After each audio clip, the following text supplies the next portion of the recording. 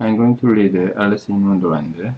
There are 2 chapters left, so I'll finish it today. Alice in the Wonderland. Reading. Alice in Wonderland. Okay. Who stole the cat?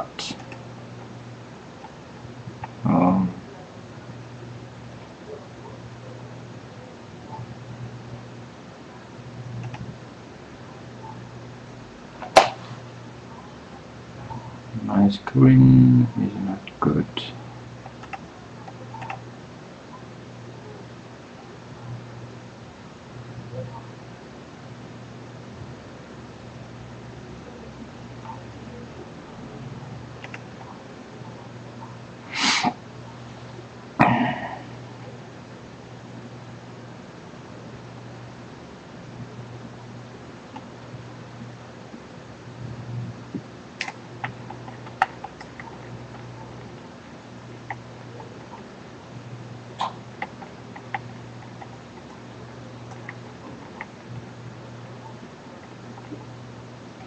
Who stole the tart? The king and queen of hearts was seated on the throne when they arrived with a great crowd assembled about them, all sort of little birds and beasts, as well as a whole pack of cards.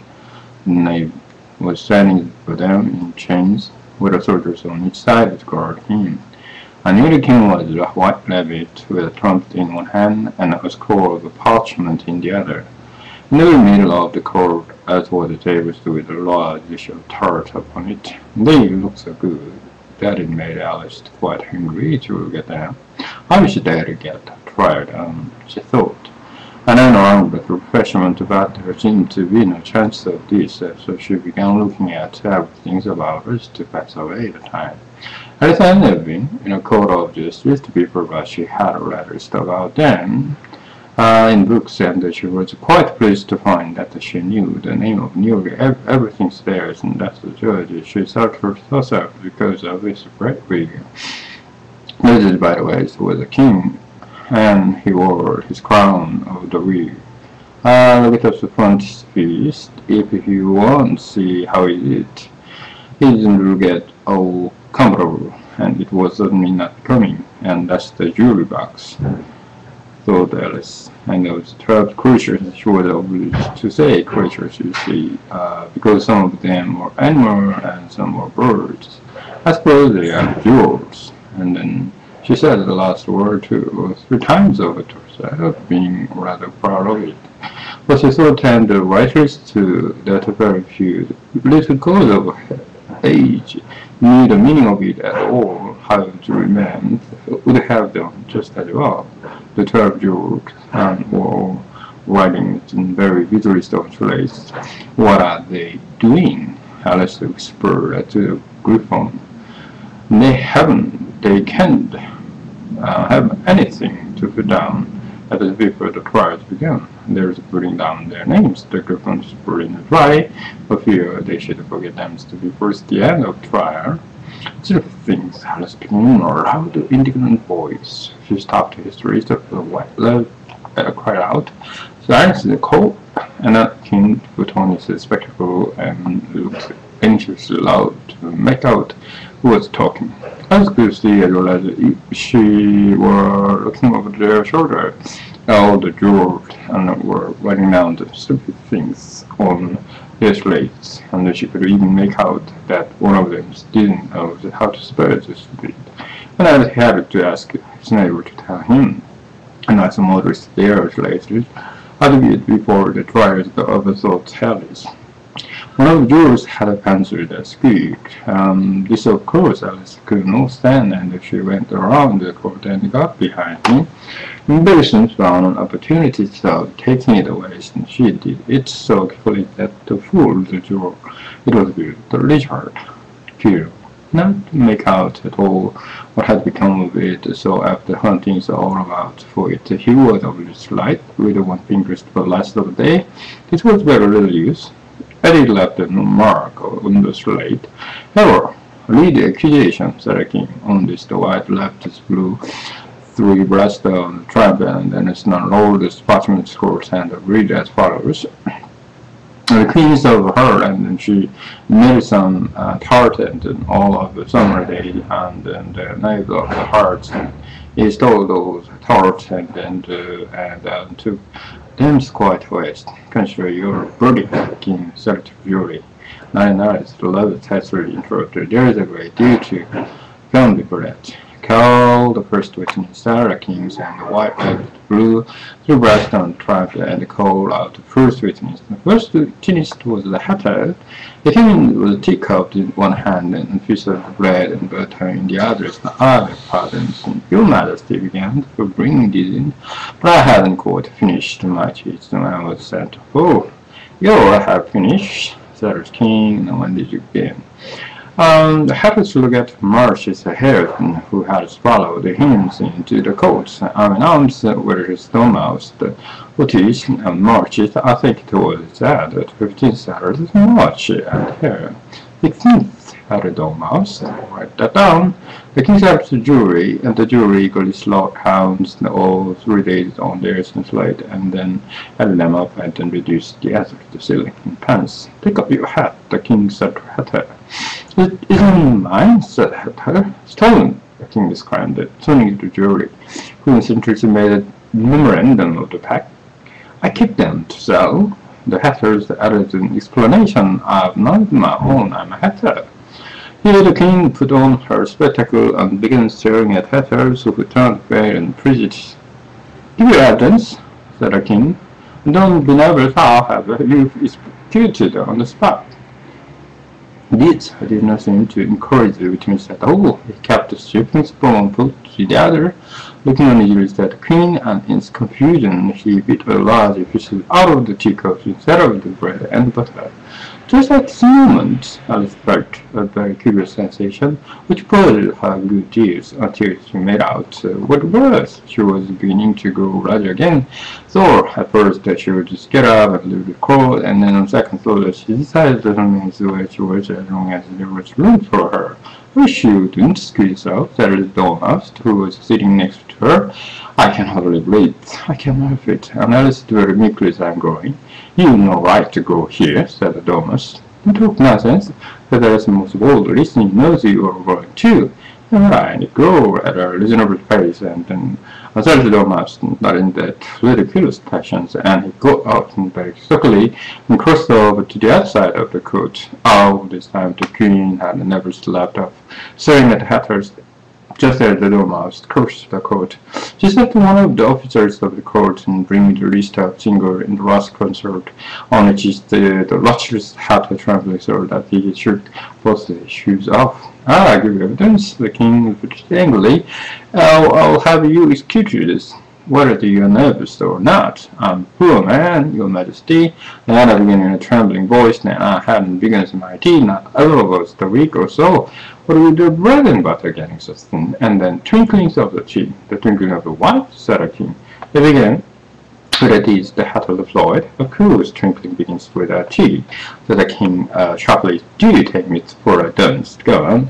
A poor man, the hatter tones, must twinkle after that, only much hair said, I didn't. So much hair, interrupted in a great hurry. He did, said the hatter. I deny it, said the much hair.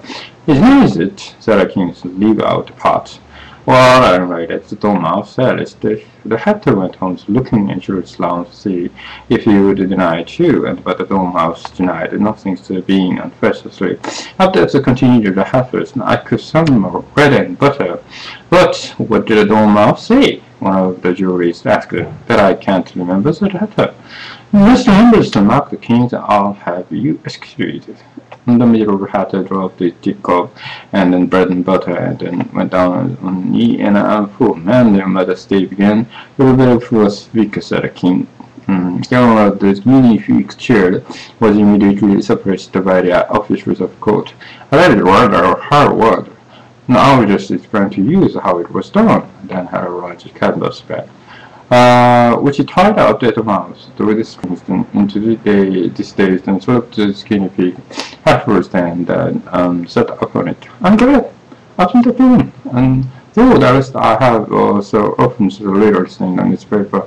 At the end of the private. There was some attempt at applause, which was immediately suppressed by the officer of the court. And I never knew what it meant till now you know about it. You may stand down, continued the king. I can do no roar, answered the hatter. I'm on the floor as it is, and you may sit down. The king replied. Here the other guinea pig cheered. No surprise. Come, Mr. Guinea Pig, so tell us now that she shall get on better. I'd rather finish my tea, said the Hathurst, with an anxious look at the king, while reading the list of singer. You may go, said the king, and the Hathurst left the court without even waiting to put his shoes on.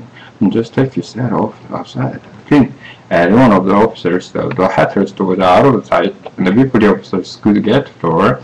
Carol next to it, said the king. The next to it was dishes of cooks, and she carried the paper box in her hand, and the eldest guessed who it was even before she got into the court. By the way, the people sitting near the doors began sneaking all at once. Give you evidence, said the king.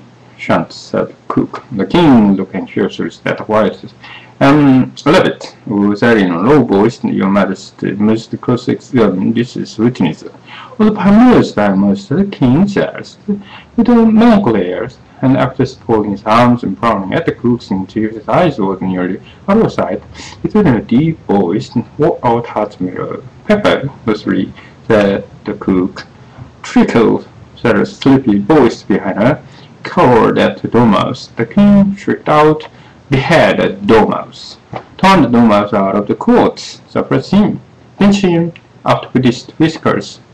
For some minutes the whole court was in confusion, getting the dormouse turned out, and by the time they had to settle down again, the cook had disappeared. Never mind, said the king, with the air of the great relief. They called the next witness, and he read in undertone to the king, and real my dears, you must cross-examine the next witness. It's quite to make my poor ache. Alice watched the white library with crumble over the listeners, feeling very curious to see what the next witness would be like. But they haven't got much evidence yet, and she tells herself to imagine her surprise when the white library read out at top of his shrill little voice named Alice. The last chapter as evidence. Here, cried Alice, quite forgetting the fury of the moment, how large she had grown in the last few minutes. She jumped up in such a hurry that she tipped over the jury box with the edge of her skirt, upsetting all the jurymen onto the head of the crowd below, and there they lay sprawling about, reminding her very much of the goldfish she had accidentally upset the week before.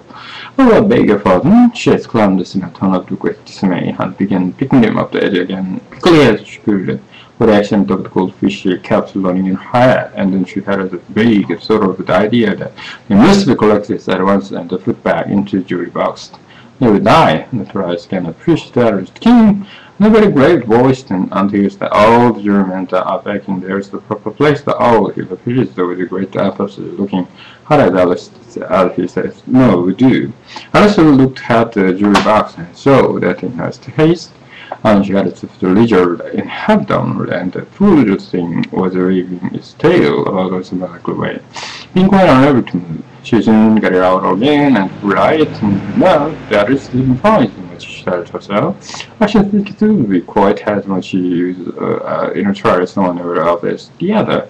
But the jury had a little recovered from the shock of being upset, and their latest pencil had begun.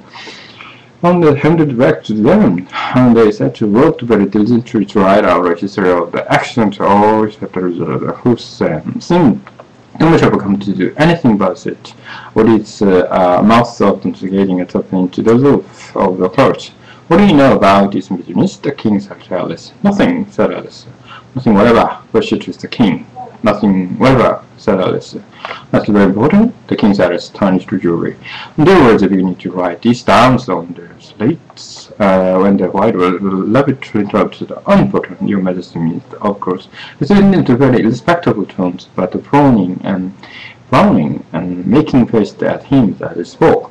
Unimportant, of course I meant. The king hastily said as then what on to himself in undertones. Important. He was trying to which word sounded best. So the jury lowered it down to important, unimportant. important, so unimportant. Alice could see this, as she wasn't used enough to look over their slates. Well, it doesn't matter a bit.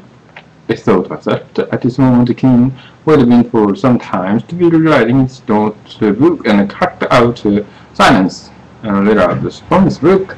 Rule 42. All person more than a mile high is to leave the court. Everyone looked at Alice. "Well, a mile high," said Alice. "You are," said the king. "Nearly 2 miles high," added the king.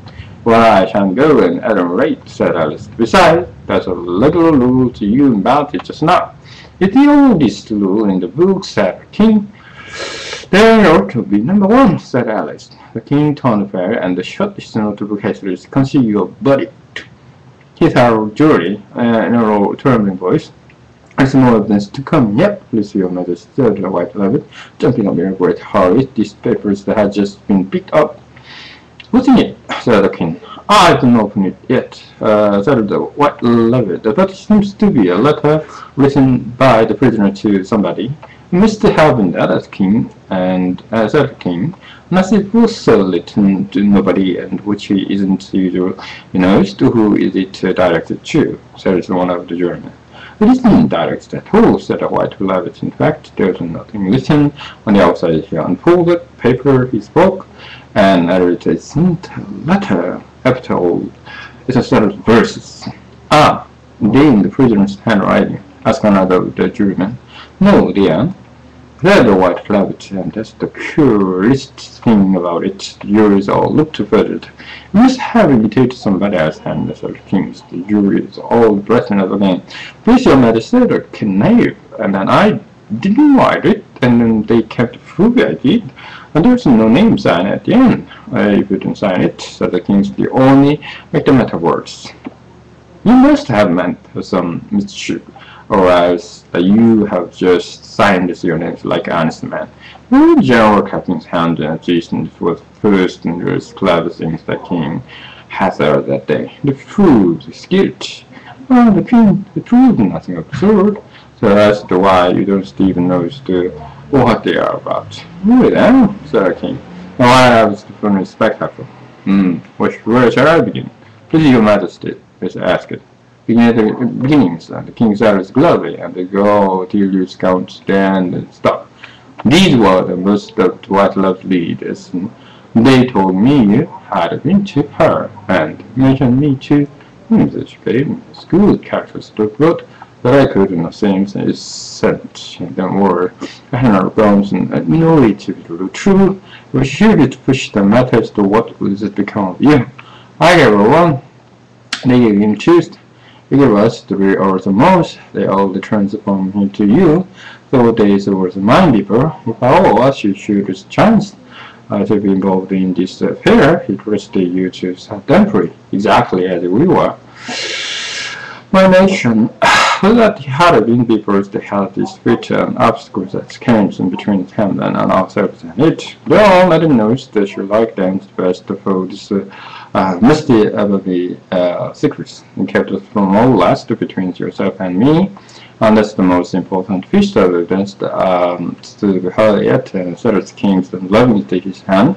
So now let it vary until if you all need some honor of evidence, he can explain himself, Alice, and she has grown and so lost just a few minutes that she wasn't a bit afraid of the interrupting him.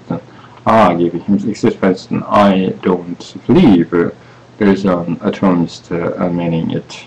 The jury all load and down on their slate. She doesn't believe there's an atomistic meaning in it, but none of them attempted to explain the papers. If there is no meaning in it, and there are things that saves a lot of trouble, as which we didn't try to find anyways, and I don't know, when I'm spreading out the birds of me, I'm looking at them with this one eye, I seem to see some meaning, and then after all, that I could not see him.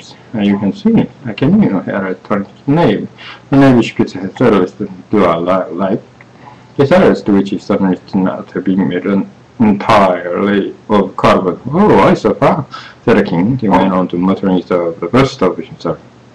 I know it to be truth. That's the jury. Of course, I gave her homes. They gave it too, and why it must be what he did with the chart, But it goes on, and they all turns from him to you, said Alice. Why? Yeah, then there they are, Sir King Trampers pointing to us, and then on the table, nothing can be clearest, can be theirs against people's they had this feat. You never had a feast in my ears, I think. He said it to the kings, never, said the king furiously, throwing and kind and the leaders that he spoke. The fortunate little bill had left floating on the slate with one finger, as he found it made no mark. But he now had to begin again, using the king, and there was streaking down the space at range yesterday. And the words don't fit you, said the king, looking around cold with a smile. There was a dead silence. It's fun. The king added in an open to the tones. Everybody laughed. Let the jurors, the contributors, the verdict. The king said, for about 20 times that days. Yeah, after the king's sentence first, verdict afterwards. Stop and nonsense. Said Alice loudly, the air of the having the sentence first. What a town, said the king's turning purple. I once said Alice, up to this head, and the king shall have tired of her voice. I don't know what to do. Casey voice said Alice, she had grown into how the fool silenced by this time. You were nothing but a pack of cards. The whole pack was up into the air and came prying down upon her. She gave a little scream, half of pride and half of anger, and tried to beat them off, and found herself lying on the bank, and we just had as the lap of her sister, who was gentlest blushing away some deadly lips, and then had put her down from the trees up on her face. Wake up, Silas, dear, said her sister. Why, what a long sleep you've had.